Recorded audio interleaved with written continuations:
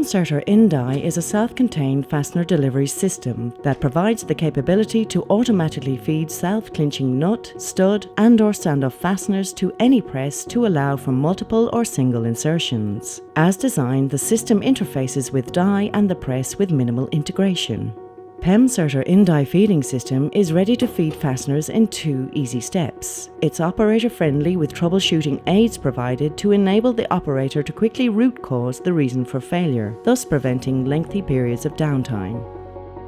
The fastener's journey through the system starts in the hopper, which is used for bolt fastener storage. It then moves into the bowl where it is orientated and transitions to the inline tracks where fasteners are then separated and fed individually via shuttle mechanism to the in-die tooling that is located in the die. PEMSERTER in-die offers you, the customer, the opportunity to eliminate secondary operations typically required for fastener insertion, thus reduce your overall labour costs, improve part quality, and dramatically improve the throughput of your product.